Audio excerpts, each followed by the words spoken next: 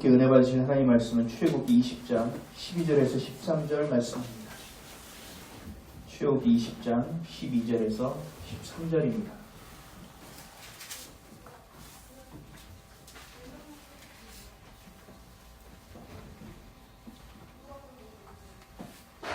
함께 읽도록 하겠습니다. 시작. 내 부모를 공경하라. 그리하면 내 하나님 여호와가 내게 준 땅에서 내 생명이 길리라. 살인하지 말라. 아멘. 다시 기도하겠습니다. 사랑해 주님 고맙습니다. 오늘도 주와 함께 살아가는 우리 인생이 되게 하여 주시니 참으로 감사합니다. 여호와의 인자하심과 그 신실하심과 또 하나님 우리를 사랑해 주시니 아버지 우리 안에 가득 채워지게 하여 주옵시며 우리의 하나님 여호와께서 우리의 주인이시며 우리의 모든 것 되심을 깨달아 하는 시간 되게 하여 주옵소서.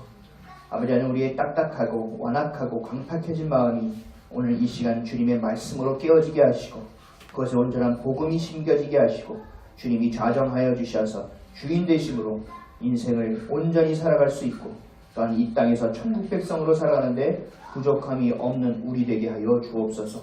주님 영광 홀로 받아 주옵소서. 감사드리며 길이요 진리요 생명 되시고 우리 주인 되시는 예수 그리스도의 이름으로 기도합니다. 아멘. 할렐루야. 아멘. 할렐루야. 아멘. 앞에 옆에 인사하겠습니다. 예수님 이름으로 사랑하고 축복합니다. 예수님 이름으로 사랑하고 축복합니다. 사랑하고 축복합니다. 우리 다시 인사하겠습니다. 한 주간 고생 많으셨습니다. 한 주간 고생 많으셨습니다. 고생 많으셨습니다.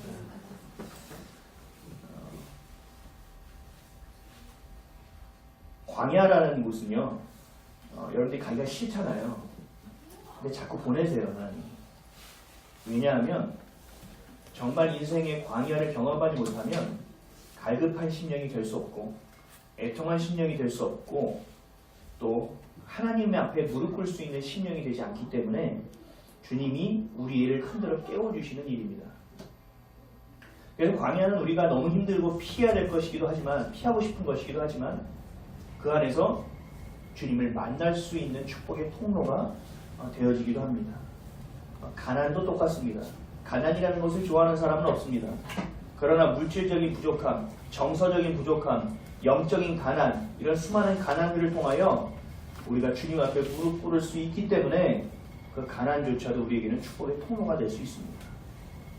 그래서 사람들을 만나보면 그 간절함을 알 수 있어요. 그래서 이 사람은 광야에 진입하겠구나. 이분은 광야를 걷고 있구나.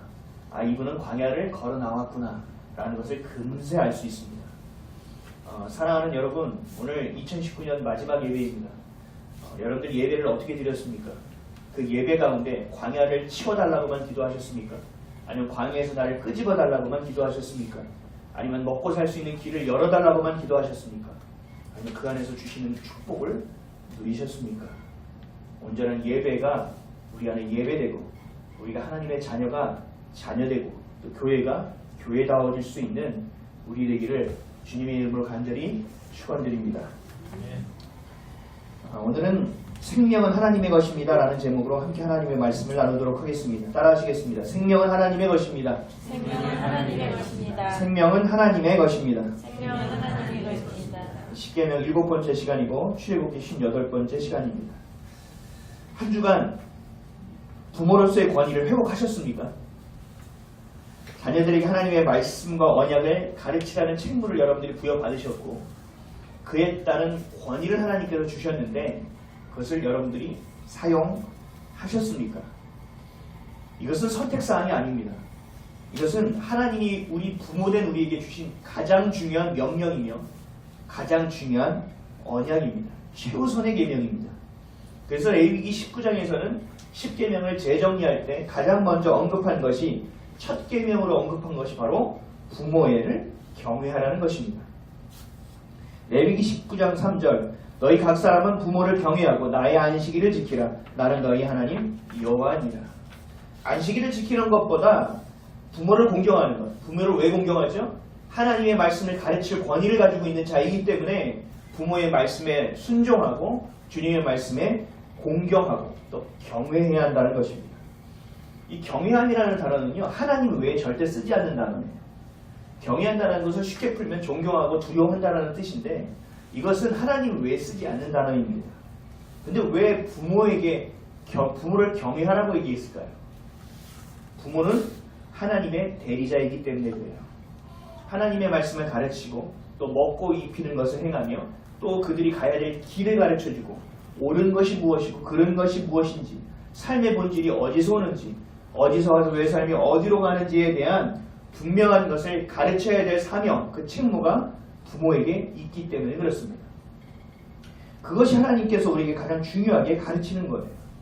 하나님은 여러분들의 자녀는 여러분의 것이 아니에요. 착각하시면 안 돼요. 거기서부터 왜곡되어집니다. 여러분의 자녀는 하나님이 여러분들에게 맡겨주신 것입니다. 여러분 돈이 많다고 자랑할 것도 아니에요. 그 돈은 누구 겁니까? 하나님의 것이에요. 그것을 나에게 맡겨주신 것뿐이에요. 여러분 건강을 주셨다면, 시간을 주셨다면, 아이디어를 주셨다면, 아니 섬김의 마음을 주셨다면 이 모든 것은 하나님이 주신 마음이기에 여러분들이 청지기적 사명을 가지고 살아가야 된다는 것입니다. 이런 하나님의 대리인이라는 뜻이에요. 청지기라는 것은. 하나님의 대리자라는 뜻이에요.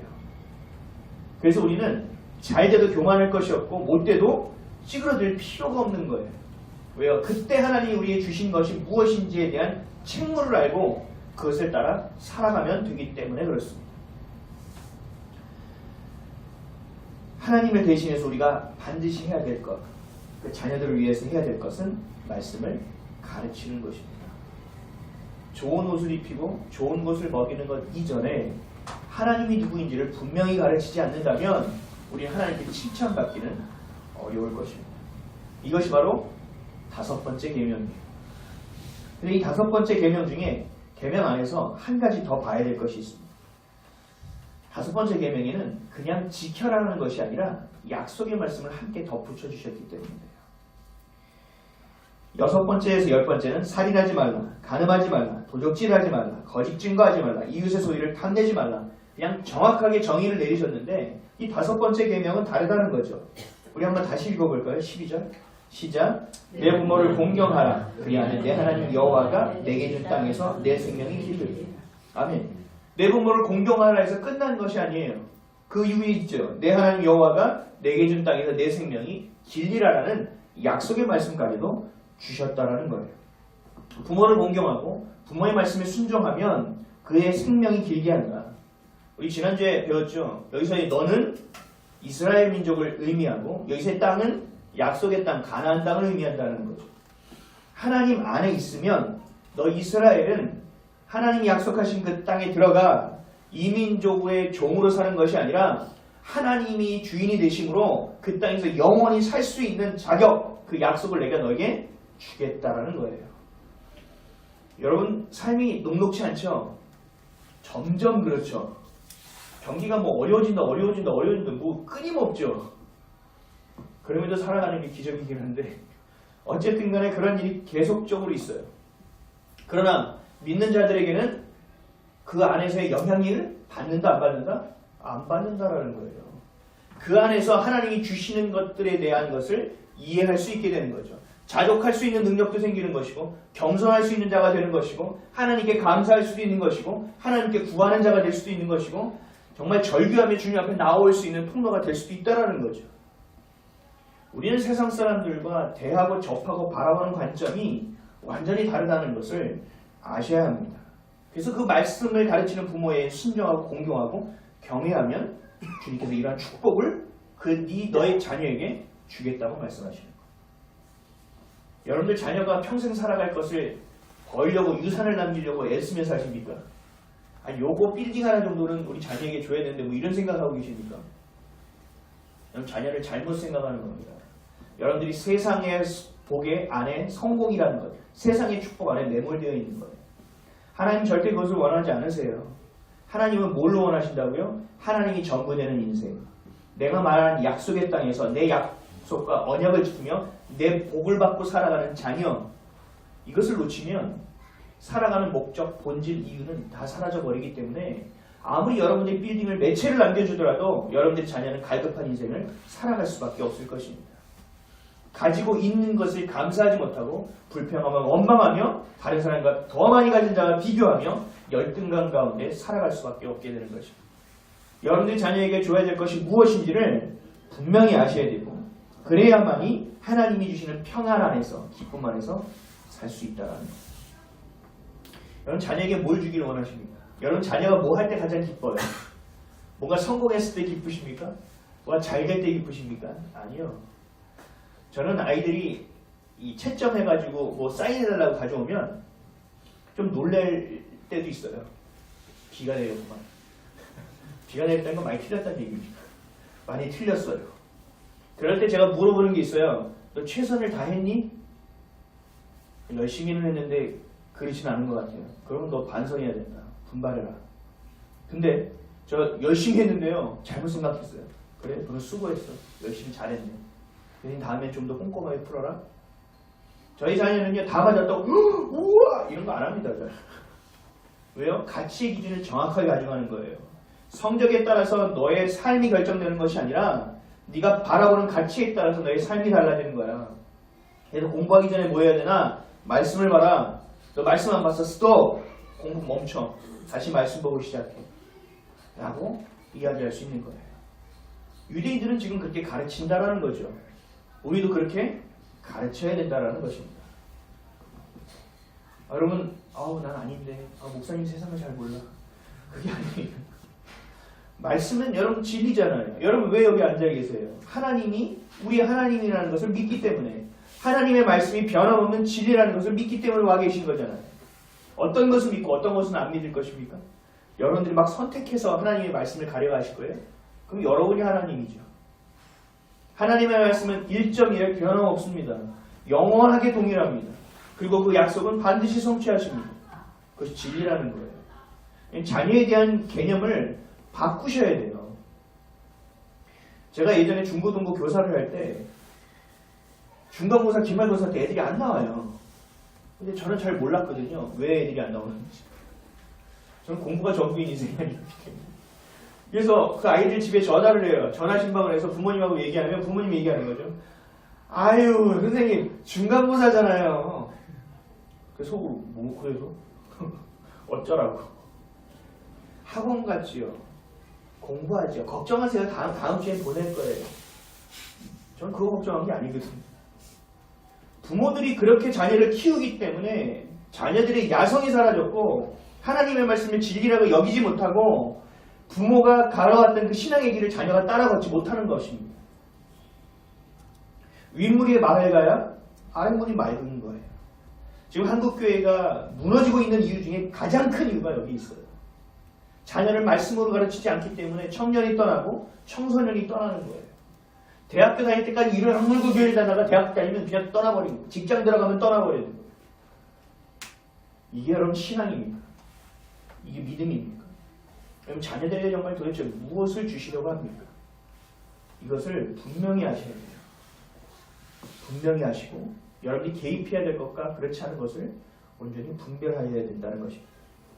첫 번째에서 네 번째 계명 중에서도 약속에 언급된 것이 하나 있습니다. 이 계명이 유일해요. 두 번째 계명은 우상을 만들지 말고 섬기지 말라는 거였죠. 제가 한번 읽어볼게요. 출애굽기 20장 3절에서 6절. 너는 나의 예에는 다른 신을 내게 두지 말라. 너를 위하여 새긴 우상을 만들지 말고 또 위로 하늘에 있는 것이나 아래로 땅에 있는 것이나 땅 아래 물속에 있는 것에 어떤 형상도 만들지 말며 그것들에게 절하지 말며 그것들을 섬기지 말라. 나의 하나님 여호와는 질투하는 하나님인즉 나를 미워하는 자의 죄를 갚되 아버지로부터 아들에게로 3, 4대까지 이르게 하거니와 나를 사랑하고 내 계명을 지키는 자에게는 1000대까지 은혜를 베푸느니라. 아멘. 하나님을 사랑하고 계명을 지키는 자에게는 1000대는 뭐예요? 영원이라는 거죠. 영원히 내가 너에게 복을 주고 내가 너에게를 먹여 살리는 모든 일들을 행하겠다라는 약속이에요. 이 10계명 중에 하나님과 우리와의 관계 안에서 하나의 약속을 주셨고 하나님 우리와 우리 이웃과의 관계 안에서 하나의 약속을 주신 거예요. 이 두 가지 약속을 주신 거예요. 10계명에서. 근데 이것의 핵심은 뭐예요? 공통점은 하나님의 말씀에 있다는 거예요. 하나님의 말씀에 전부가 되지 않으면 안 된다라는 얘기예요. 이게 10계명의 가장 중요한 부분입니다. 10계명을 10가지 내가 다 지켰나 안 지켰나가 중요한 것이 아니라 내가 하나님의 영광을 사랑하는가, 내가 하나님의 말씀 안에 있는가, 내가 하나님의 말씀을 진리로 여기고 있는가, 내가 그런 삶이 되어지고 있는가. 레위기뿐만 아니라 사도 바울도 이 5번째 계명을 첫 계명으로 여겼습니다. 에베소서 6장 1절에서 3절에 자녀들아 주 안에서 너희 부모에게 순종하라. 이것이 옳으니라. 내 아버지와 어머니를 공경하라. 이것은 약속이 있는 첫 계명이니 이로써 내가 잘되고 땅에서 장수하리라. 사도 바울도 지금 이 5번째 계명에서 하나님이 주신 약속에 대해서 언급하고 있는 거예요. 생명의 길 장수한다. 이 약속을 동일하게 반복하고 있어요. 이것은 6번째 살인하지 말라라는 계명과 연결되어집니다. 왜요? 생명은 하나님의 소유이며 하나님께 있기 때문에 그래요. 13절 말씀 읽어볼까요? 다 같이 시작. 살인하지 말라. 근데 이 13절 말씀을 보기 전에 이 5번째 계명 한번 정리하고 가야 돼요. 일단 10계명을 다시 한번 정리해 보겠습니다. 예수님이 10계명을 어떻게 정리해 주셨죠?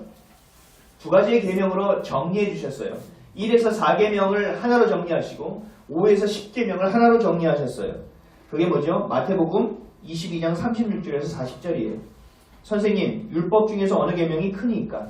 예수께서 이르시되 내 마음을 다하고 목숨을 다하고 뜻을 다하여 주 너의 하나님을 사랑하라 하셨으니 이것이 크고 첫째 되는 계명이요 둘째도 그와 같으니 내 이웃을 내 자신과 같이 사랑하라 하셨으니 이 2계명이 온 율법과 선지자의 강령입니다. 이것이 2가지로 10계명을 정리해 주셨다는 거죠. 첫 번째에서 4번째 계명은 뭐예요? 하나님을 마음을 다하여 사랑하라는 거예요. 이 4계명을 읽어보세요. 그거밖에 없어요. 하나님을 사랑하고 하나님이 전부가 되게 하라는 거예요. 5번째에서 10번째 계명은 뭐예요? 내 이웃을 내 자신과 같이 사랑하라는 것으로 정의되어 있습니다. 하나님의 사랑이 우리 가운데 비춰지고 쏟아지고 채워져 넘치면 그 사랑을 나누게 되어 있어요. 그러니까 내가 그 사랑을 경험하잖아요. 그럼 그 사랑을 나눠줄 수밖에 없게 돼요. 이게 하나님이 만드신 법칙이거든요. 십계명의 흐름도 똑같아요. 하나님을 사랑하고 또 그 말씀 안에 거하면 그 삶 가운데 하나님이 뭘 주신다고요? 나눌 수 있는 길을 열어주신다는 거예요. 이 십계명과 또 예수님이 정리하신 2가지의 계명, 강령과 또 하나님이 주신 그 십계명 안에 주신 2가지의 약속, 이 모든 것이 어디를 관통하냐면 하나님을 사랑하라는 것과 관통되어진다는 거예요. 여러분이 십계명을 지켰느냐, 내가 주님 앞에 속해 있느냐, 내가 하나님의 자녀이냐를 보기 위해서는 여러분들이 하나님을 사랑하느냐를 보면 됩니다. A와 B가 있을 때 여러분들 뭘 선택할지, 정말 하나님이 기뻐하시는 것이 무엇인지를 선택하는 자, 이것이 진짜 주님을 사랑하는 자라는 거죠. 대부분 먹고 사는 것 때문에 물리잖아요. 그것 때문에 안 되잖아요. 대부분이 그렇거든요. 부자들도 돈이 많으니까 굉장히 부지런하더라고요. 부자들은 돈을 아주 잘 돌려야 되기 굉장히 부지런합니다. 그 사람들도 뭐예요? 자기 먹고 살고 충분하면서도 그걸 왜 돌립니까? 더 잘 먹고 살려. 더 오래 잘 먹고 살려. 똑같다니까요. 이 길은. 주님이 전부가 되지 않는 것은 똑같다는 거예요. 여러분들이 어디에 속해야 되는지, 정말 하나님을 사랑한다면 여러분들의 인생이 어디에서 내가 조정되어지고, 그렇지 못하다면 내가 어떻게 기도해야 될지가 분명하게 드러날 수 있습니다. 그래서 성경에는 이와 같은 행함, 믿음이 있으면 행하여지는 것을 이 3가지의 11조로 정리해 놓고 있어요. 이게 뭐냐 하면 행함을 얘기하는 거예요. 네가 믿음을 가지고 있으면, 사랑을 가지고 있으면 행하게 된다는 거예요. 내가 좋아하는 여자가 있어요. 좋아하는 남자가 있어요. 내가 널 사랑해. 내가 널 너무 좋아해. 끝. 부모님이 자녀를 부모님이 사랑하면서 내가 너 얼마나 사랑하는지 알아? 내가 너 얼마나 귀하게 여기는지 알아? 끝. 이게 사랑이라고 느낄 수 있습니까? 아니요. 사랑은요, 행함이 따라오게 되어 있어요. 사랑. 믿음도 행함이 따라오게 되어 있어요. 이것이 없으면 여러분 거짓이에요. 이것이 없다면. 그래서 이 3가지의 11조, 믿음의 행함을 성경에서 정리하고 있어요. 그 첫째가 하나님께 드리는 11조예요. 민수기 18장 21절에서 24절에 이렇게 말씀하십니다. 내가 이스라엘의 11조를 레위 자손에게 기업으로 다 주어서 그들이 하는 일, 곧 회막에서 하는 일을 감나니 이후로는 이스라엘 자손이 회막에 가까이 하지 말 것이라. 죄값으로 죽을까 하노라. 그러나 레위인은 회막에서 봉사하며 자기들의 죄를 담당할 것이요 이스라엘 자손 중에는 기업이 없을 것이니 이는 너희 대대의 영원한 율례라. 이스라엘 자손이 여호와께로 거제로 드리는 11조를 레위인에게 기업으로 주었으므로 내가 그들에 대하여 말하기를 이스라엘 자손 중에 기업이 없을 것이라 하였노라. 아멘. 10의 1조를 여러분들이 드리는 것은 이 모든 것은 하나님께 있다라는 것을 고백하는 행동이에요. 행위라는 거예요. 내가 먹고 사는 것이 너무나 바쁘지만 이것이 하나님의 은혜였고 이 모든 것이 하나님의 것이라는 것을 고백하는 거예요. 하나님을 사랑한다고 이야기하는 자는 이 첫 번째 행함이 반드시 있어야 된다고 얘기하는 거예요. 둘째는요. 부모님께 드리는 11조예요. 1에서 4계명, 4계명, 6에서 10계명을 연결시켜주는 이음줄이 바로 5번째 계명, 부모를 공경하는 거라는 것을 여러분들 기억하실 거예요. 그걸 가지고 한번 들어보세요. 신명기 12장 6절에서 7절이에요. 너희의 번제와 너희의 제물과 너희의 11조와 너희 손의 거제와 너희의 서원제와 낙헌제물과 너희 소와 양의 처음 난 것들을 너희는 그리로 가져다가 드리고 거기 곧 너희 하나님 여호와 앞에서 먹고 너희 하나님 여호와께서 너희 손으로 수고한 일에 복 주심으로 말미암아 너희와 너희의 가족이 즐거워할지니라. 아멘. 여기서 이 가족은요 지금 우리가 말하는 핵가족이 아니에요. 부모와 나, 자녀가 있는 이 3대를 얘기해요. 기본적으로. 그럼 그 가운데 중심이 누구냐? 부모예요. 내 안에 있는 것을 주님 부모에게 드릴 수 있어야 된다는 얘기예요. 그것이 11조의 개념과 동일하다는 것입니다. 하나님의 말씀을 가르치는 자에게 순종하는 것, 공경하는 것, 그리고 그를 사랑한다면 내 것을 내어드리는 것은 당연한 일이라는 거죠. 이것이 두 번째예요. 세 번째는요. 가난한 이웃에게 하는 11조예요. 신명기 14장 28절에서 28절에 이렇게 정의했습니다. 그의 소산의 10분의 1을 다 내어 내 성읍에 저축하여 너희 중에 분깃이나 기업이 없는 레위인과 내 성중에 거류하는 객과 및 고아와 과부들이 와서 먹고 배부르게 하라. 그리하면 내 하나님 여호와께서 내 손으로 하는 범사에 내게 복을 주시리라. 아멘. 이웃을 향한 사랑, 사랑한다 이야기만 할 것이 아니라 너의 소산의 10분의 1을 떼어 저축하여 그것을 사용하라는 거예요. 이거의 공통점은 뭐예요? 이렇게 했을 때 누가 복을 주겠다고요? 하나님이 복을 주겠다고 약속하셨다는 거예요. 여기 이 세 가지 11조는요. 이 10계명이 관통돼요. 하나님을 사랑하는 것에 연결되어져요. 그래서 이게 전부가 되어질 수밖에 없다는 거예요. 하나님을 향한 11조는 1에서 4계명에 대한 우리의 믿음에 대한 이행이고 5번째 계명은 부모를 향한 11조에 대한 이행이며 6번째에서 10번째 계명은 이웃을 향한 11조, 내 믿음을, 사랑을 고백되어지는 것. 그래서 전인적인 우리의 삶으로 연결되어진다는 것입니다. 근데 너무나 당연한 건데 잘 몰라요. 너무나 당연한 건데 이해하려고 하지 않아요. 왜요? 이렇게 하면 벌써 10분의 3조가 날아가죠. 그렇죠? 여러분들의 수준에 떨어진 건 70%밖에 없잖아요. 이게 되겠냐는 거죠. 어렵다는 것입니다. 쉽지 않다는 것입니다. 여러분 사랑은 쉬운 것이 아니에요. 그래서 여러분이 하나님의 사랑을 받지 않고서는 불가능해요. 하나님의 은혜를 경험하지 않은 자는 불가능한 일이에요. 그래서 하나님의 사랑을 날마다 구해야 하는 것입니다. 이러한 행함으로 연결되지 않는 것은 우리의 마음의 중심, 우리의 믿음이 어디에 있다고요? 주님 중심에 있지 않다라는 것을 반증하는 것입니다. 믿음은 반드시 행함과 연결되어 있습니다. 야고보는 이렇게 얘기합니다. 2장 14절에서 17절에 내 형제들아 만일 사랑이 믿음이 있노라 하고 행함이 없으면 무슨 유익이 있으리요? 그 믿음이 능히 자기를 구원하겠느냐? 만일 형제나 자매가 헐벗고 일용할 양식이 없는데 너희 중에 누구든지 그에게 이르되 평안히 가라, 덥게 하라, 배부르게 하라 하며 그 몸에 쓸 것을 주지 아니하면 무슨 유익이 있으리요? 이와 같이 행함이 없는 믿음은 그 자체가 죽은 것이니라. 아멘.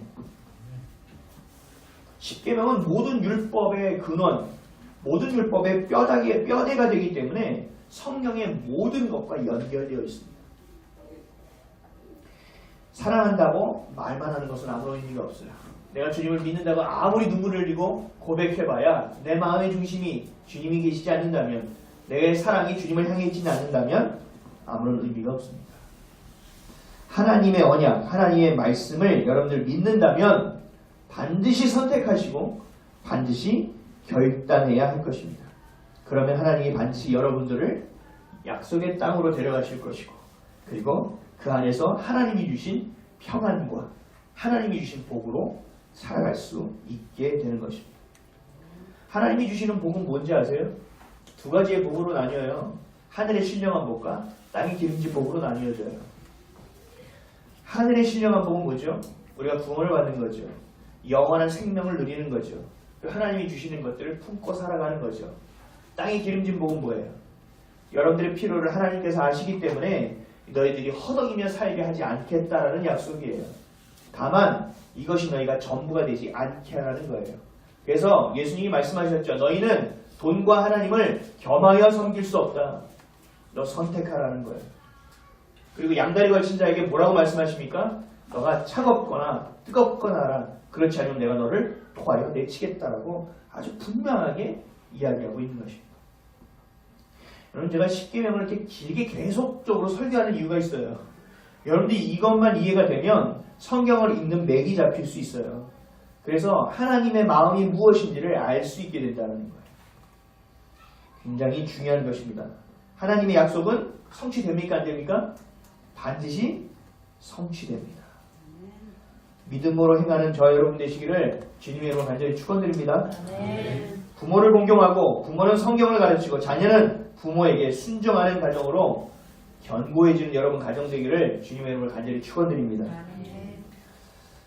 제가 이번 주에 고3 학생 2명을 만났어요. 이제 제대가 아니고 졸업이죠. 군대 졸업을 하는 이 아이들 둘을 데리고 한 2시간 정도 얘기를 했어요. 맛있는 밥을 사주고 그러면서 이야기하다가 제가 발견한 것이 하나 있어요. 정말 교회를 다니는 아이들인데 어떻게든 주님을 보려고는 하는데 못 봐요.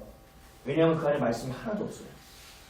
내가 왜 이래야 되는지, 내가 왜 저래야 되는지를 전혀 몰라요. 왜요? 기준이 없다라는 얘기예요. 그래서 저는 누구를 만나든 먼저 이렇게 얘기해요. 나는 좋은 얘기 잘 못한다고. 그래서 그냥 얘기할 거라고. 제가 얘기하는 것은 중심이 기준이 하나님의 말씀을 기준으로 해서 얘기하는 겁니다. 그래서 그렇게 제 이야기를 듣고 함께 청해서 만나는 사람들은 대부분 뭘 하냐면 말씀 가운데 있지 않아요. 그러면 저는 얘기해요. 말씀 가운데 있지 않습니다. 정확하게 생각하고 정확하게 보세요. 돌이키세요. 그렇지 않으면 인생 망합니다. 라고 정확하게 얘기해요. 그 아이들에게 제가 말씀을 몇 가지 소개해 주면서 말씀에 대한 삶에 대한 기준을 얘기했더니 끄떡끄떡거리는 거죠. 그래서 그 중에 한 명이 문자가 왔어요. 저한테. 그 엄마가 보낸 거죠. 얘가 와서 너무 좋았대요. 목사님은 진짜 목사님 같대요. 진짜 우리나라의 현실을 보여준 거죠. 그리고 많은 것을 깨달았어요. 그 친구는 이제 재수를 준비하는 거거든요. 내가 재수를 왜 해야 될지를 다시 생각해 봅니다. 재수를 한다는 것은 인생의 첫 실패를 경험한다는 거예요. 우리가 볼 때 아무것도 아니잖아요, 솔직하게. 근데 이 아이들에겐 굉장히 큰 파도처럼 느껴지거든요. 1년, 2년 인생 아무것도 아닌데 이게 굉장히 큰 것으로 여겨지거든요. 근데 그 과정을 걸어야 되는 이유에 대해서 모르면 정말 헛된 삶을 살고 열등감 안에서 살 수밖에 없는 것으로 변질된다는 거예요. 그래서 부모님들은 하나님의 말씀에 기준하여 위로도 공감도 해줘야 되지만 정확하게 얘기해 줄 수 있어야 돼요. 정확하게. 하나님의 말씀의 기준이 무엇이고 너는 이 땅을 왜 살아가는지에 대해서 얘기해야 돼요. 그냥 저 정도는 행복해 보인다. 저 정도는 지가 넘을 고비지. 이 정도로 생각하면 여러분들 부모가 아니에요. 그 가운데 여러분들은 뭘로 버텨줘야 돼요? 기도의 자리에서 버텨줘야 돼요. 자녀에게 잔소리하면 자녀가 듣나요? 안 들어요. 그렇죠? 그러니까 더 열받아서 얘기하니까 더 안 듣죠. 그러니까 해야 될 게 뭐예요? 그 귀가 열려져야 돼요. 그 마음이 열려져서 그 삶의 기준이 생기면 잔소리할 것이 별로 없어요. 여러분들은 사랑할 것만 생길 것이에요. 그래서 말씀을 가르치세요. 그러면 하나님께서 복 주겠다고 분명히 약속하고 있잖아요. 아멘이십니까? 아멘. 여러분들 말씀을 보세요. 말씀은 하나님의 마음이에요. 그것을 품지 않고서는 절대로 이 땅에서 신앙생활 불가능합니다. 오늘 두 번째 봐야 될 내용은 여섯 번째 계명이에요. 13절이죠. 다 같이 읽어볼까요? 시작. 살인하지 말라. 살인하지 말라. 이것을 읽고 가르치면 대부분의 사람이 그래요. 나랑 관계가 없어. 살인은 어떻게? 나는 피만 봐도 끔찍한 사람이야. 6계명 스킵 이렇게 얘기해요 사람들이. 근데 그렇지 않아요. 일단 중요한 건 생명이 누구 것인지를 알아야 돼요. 생명은 누구 거죠? 하나님께 속해 있는 것이죠. 그래서 창세기 9장 6절에 이렇게 얘기해요. 다른 사람의 피를 흘리면 그 사람의 피도 흘릴 것이니 이는 하나님이 자기 형상대로 사람을 지으셨음이니라. 우리에게 그런 권리와 권한이 없다는 얘기죠. 하나님께 있다라는 얘기죠. 그 놀라운 은혜, 그 하나님이 주신 그 하나님만이 가지고 있는 주권, 이것을 우리는 인정하는 것이 필요해요. 생명을 취하는 분은 오직 하나님 한 분이시기 때문에 그래요. 근데 이 성경을 지금 이 내용을 전체적으로 문맥을 가지고 성경 전체를 보면 이 살인은 사람을 죽이는 것만 해당되지 않습니다. 상대방의 생명을 위협하는 것도 여기에 해당합니다. 그리고 돈과 지위와 내 권력을 가지고 그 사람이 먹고 살아갈 것을 힘들고 어렵게 만드는 것도 여기에 포함됩니다. 그래서 예수님은 분노하는 것도 살인죄로 간주하셨어요. 마태복음 5장 21절에서 22절에 이렇게 말씀하십니다. 옛사람에게 말한 바 살인하지 말라. 누구든지 살인하면 심판을 받게 되리라 하였다는 것을 너희가 들었으나 나는 너희에게 이르노니 형제에게 노하는 자마다 심판을 받게 되고 형제에 대하여 라가라 하는 자는 공회에 잡혀가게 되고 미련한 놈이라 하는 자는 지옥불에 들어가게 되리라. 아멘. 되게 무섭죠. 뭐예요? 분노하는 자도 이런 똑같은 6계명에 저촉을 받는다라는 거예요. 그리고 라가는 히브리 욕이에요. 히브리 욕인데 히브리 이 모든 것은 하나님과 연결되어 있기 때문에 저주받을 뭐 이런 뜻이에요. 그러니까 라가라는 자도 이 말로 뱉은 것도 욕도 6계명에 저촉된다는 거죠. 또 미련한 놈이라는 것도 마찬가지예요. 우리나라 사람들이 싸우면서 가장 많이 하는 말이 뭔지 아세요? 싸우면서 이거 하면 이해가 되실 거예요. 너 죽어. 너 죽여버린다. 너 죽을래? 너 내 손에 걸리면 죽어. 이게 뭐예요? 이게 이 사람의 생명을 위협하고 있는 거라는 거예요. 이미 내 마음에선 저거를 죽였다라는 얘기죠. 그러니까 이게 뭐예요? 6계명에 걸리는 거예요. 나는 사람의 피도 무서워요. 이런 거랑 관련이 없어요. 물론 그것도 이 안에 포함되어 있지만 그런 원초적인 것, 1차원적인 것이 아닌 우리의 마음을 보신다는 거죠. 우리의 마음에서 이미 너 죽어? 그러면 그 사람은 내가 죽인 거랑 증이 없다라는 거예요. 그러니까 분노로 인하여 또 하나 분노로 인하여 하나님이 계시는 그 마음의 자리를 다 뺏겨버린 거예요. 이 분노가 이 안에 가득 찬 거예요. 어떤 분이 전에 얘기해 주셨는데 교회 가는데 어떤 권사님이라고 하는데 뭐 때문에 막 싸우는데 싸울 때 이렇게 얘기했다고 그러던데요.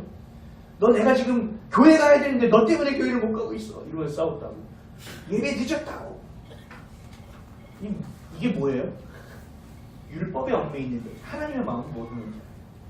하나님 뭘 원하시죠? 그게 아니에요.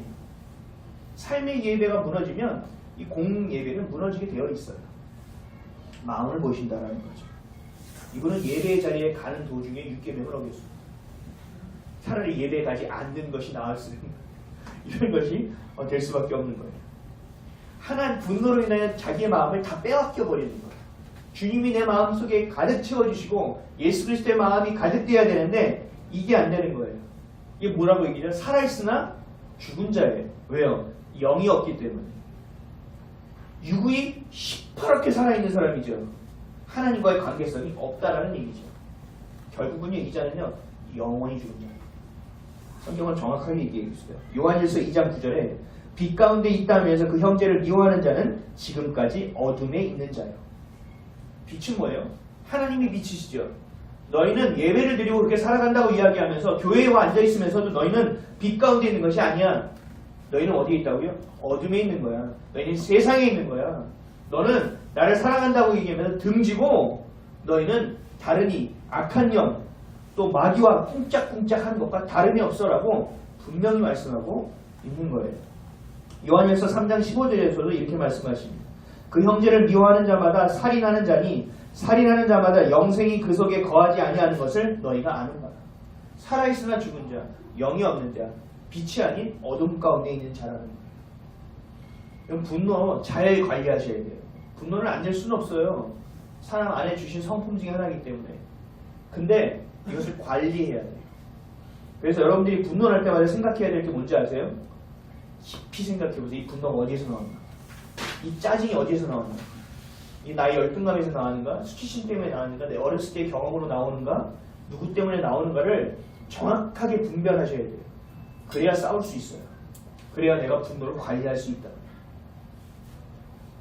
왜요? 이것이 바로 살인하지 말라라는 하나님의 계명을 지키는 일이기 때문에 그렇습니다.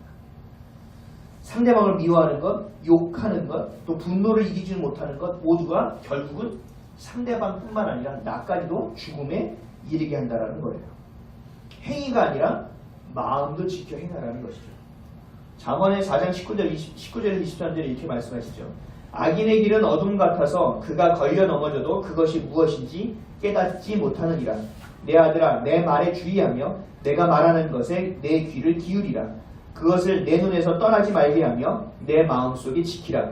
그것을 얻는 자에게 생명이 되며 그 온 육체의 건강이 됨이니라. 모든 지킬 만한 것 중에 더욱 내 마음을 지키라. 생명이 근원이 이에서 남이니라. 아멘. 자기는 빛 가운데 있다고 생각하는 거예요. 어둠에 있는데 잘 모른다는 거죠. 그래서 뭐라고 말씀하시는 거예요? 내 말에 귀 기울이고 내 말이 뭐예요? 하나님의 말씀이죠. 그것을 눈에서 떠나지 말게 하며 그것을 네 마음속에 지키라는 거예요. 그렇지 않으면 마음을 절대로 지켜낼 수 없다는 얘기죠. 살인하지 말라는 계명은 결국은 마음을 지켜라는 내용이에요. 이 다음에 계속되는 것도 똑같습니다. 도적질하지 말라는 것도 똑같고 이 내용이 일맥상통하게 흘러가고 있는 거예요.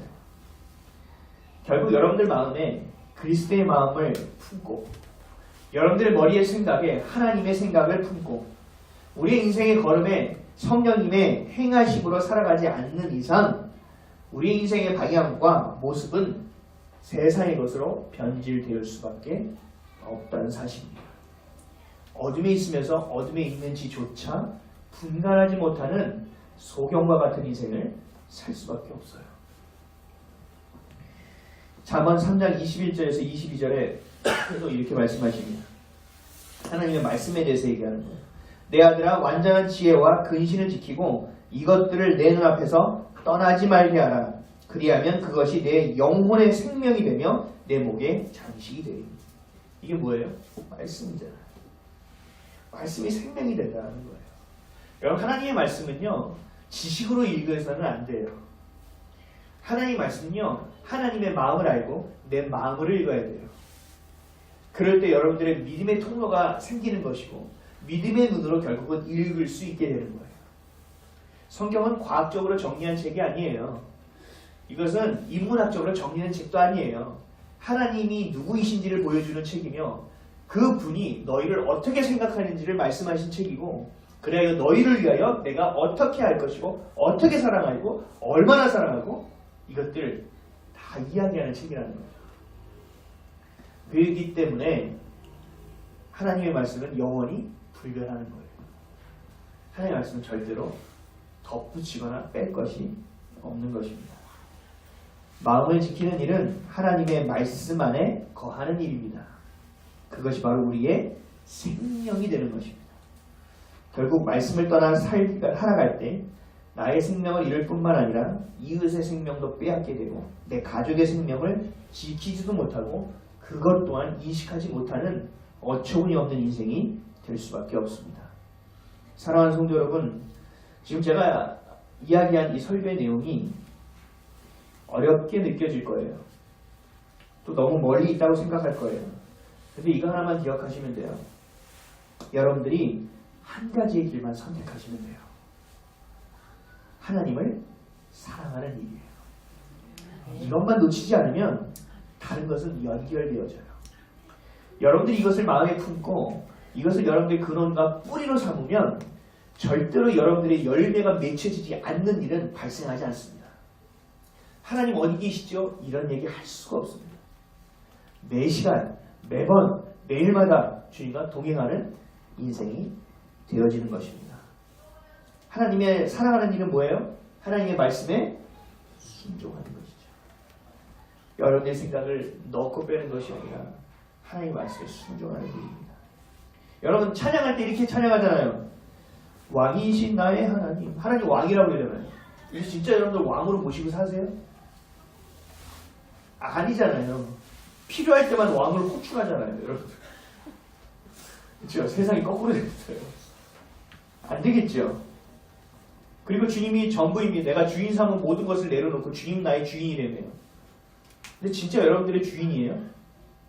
그러면 여러분들이 하나님 외에 다른 것을 중심으로 살아가는 것은 무엇으로 설명할 수 있습니까?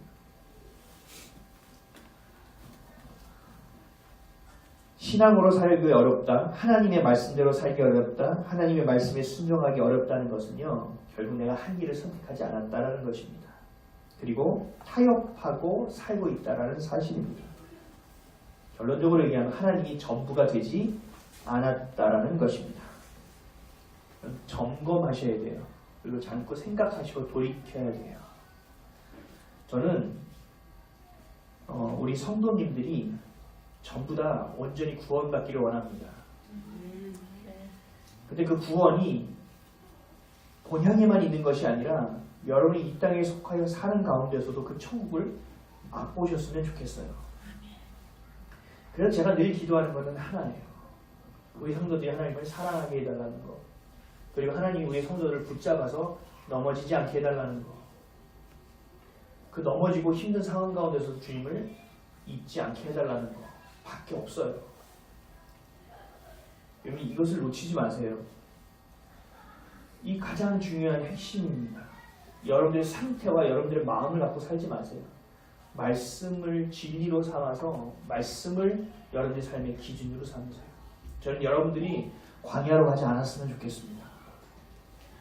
여러분들이 광야를 가더라도 주님을 빨리 인식하고 40년을 두는 인생이 되지 않았으면 좋겠습니다. 10명의 정탐꾼처럼 가서 본 것을만 가지고 판단하여 40년을 도는 인생이 되지 않았으면 좋겠습니다. 여러분들이 그것이 되지 않으려면 주님을 사랑하세요. 특히 여기 이제 청소년들이 앉아 있는데 너희들이 겪은 고난은 아무것도 아니야. 정말 미안하죠. 되게 매시 될까야 말까야. 고난이 엄청나게 많이 온다라는 얘기지. 그러면 그것을 너희들이 어떻게 이겨낼 수 있냐면 하나님의 사랑해야 된다. 하나님의 손을 붙잡지 않고서는 절대 견뎌낼 수 없어. 주님 도와주세요 하다가 살짝 도와주면 할렐루야 그러면 또 지 인생 살아가는 인생이 되면 안 돼요. 그럼 하나님은 기다렸다는 듯이 광야의 길을 열 거야. 그래서 아주 단단하게 아주 튼튼하게 너희들을 만들어내겠지. 왜? 세상에서 절대 깨지지 않게 하실 거니까. 사랑하는 성도 여러분, 여러분들도 마찬가지입니다. 하나님 뭐라고 말씀하셨습니까? 환난이 뭘 가져온다고요? 인내는 연단을 우리에게 뭘 주시는 거예요? 소망을. 기억하십시오. 하나님을 사랑하는 것 외에는 방법이 없습니다. 하나님의 은혜 외에는 우리는 살 수가 없습니다. 근데 그것이 안 된다는 것은 이미 여러분들의 마음의 중심에 하나님이 없다라는 얘기예요. 다른 것을 섬기고 있다라는 거예요. 뭐 이렇게 하면 뭐 잘 되겠지. 이것이 여러분 긍정적인 거로 생각하십니까? 아니요. 회피입니다. 이걸 정확하게 분별하세요. 합리화시키지 마세요. 그것을 가지고 기도의 자리로 나가 기도하시고 하나님의 말씀을 진리로 붙잡아 그것이 되도록 여러분 선포하고 기도하세요. 이 정도의 기도를 하셔야 돼요. 주님 약속하셨잖아요. 여기. 주님 이루어 주십시오. 내 마음이 주님 앞에서 떠나지 않게 해주십시오. 라고 기도하셔야 됩니다. 제가 늘 올 한 해 예레미야 29장 12절에서 13절 말씀을 가지고 이 단에 설 때마다 기도했습니다. 새벽 기도 때마다 기도했습니다. 이게 뭔지 아세요? 너희가 내게 부르짖으며 내게 와서 기도하면 내가 너희들의 기도를 들을 것이요 너희가 온 마음으로 나를 구하면 나를 찾을 것이요 나를 만나리라. 예레미야 29장 12절에서 13절 말씀. 아멘. 저도 믿음이 흔들립니다. 그럴 때가 있습니다. 어느 날 믿음이 송두리째 뽑혀나가서 내가 여기서 뭐하고 있는지에 대해서 방황할 때도 있습니다. 그때마다 저를 붙잡아주는 건 하나님의 말씀이고 그때마다 소망을 주시는 하나님의 말씀이에요. 여러분들 정확하게 하세요. 여러분들이 똑똑하다고 여기며 여러분들이 지금까지 살아왔던 것이 잘됐다고 여기며 자꾸 자신의 생각으로 결정하지 마세요. 여러분들의 경험과 판단으로 하지 마세요. 회피하고 합리화시키지 마세요. 여러분들 이거 반드시 커져서 여러분들을 치는 것이 됩니다. 지금 당장 해결해야 합니다. 그리고 주님을 선택하십시오. 그리고 주님을 따라가십시오. 이것이 여러분들에게 주시고자 하는 하나님이 복된 말씀이라는 것을 반드시 기억하시고 이것을 자녀들에게 가르치십시오. 그렇게 되면 여러분들의 인생이 정말 복받은 인생이 될 것이고 여러분들 삶에서 그리스도의 향기가 풍겨나와 만민들이 여러분들에게 물어볼 것입니다. 너는 어떻게 하면 행복하게 살 수 있어? 어떻게 하면 너처럼 기쁘게 살 수 있냐고 물어볼 것입니다. 그러한 하나님의 자녀답게 회복되는 저와 여러분 되시기를 주님의 이름으로 간절히 축원합니다. 아멘. 기도하겠습니다. 하나님 주님 고맙습니다. 오늘도 주를 바라봅니다. 오늘도 주님이 우리의 전부 되시고 주님의 사랑이 변치 않는다라는 것을 우리가 알게 하여 주옵소서. 주님의 사랑의 말씀을 부여잡고 하나님의 사랑으로 살아가는 우리가 되게 하여 주시옵소서. 감사드리며 예수님의 이름으로 기도합니다.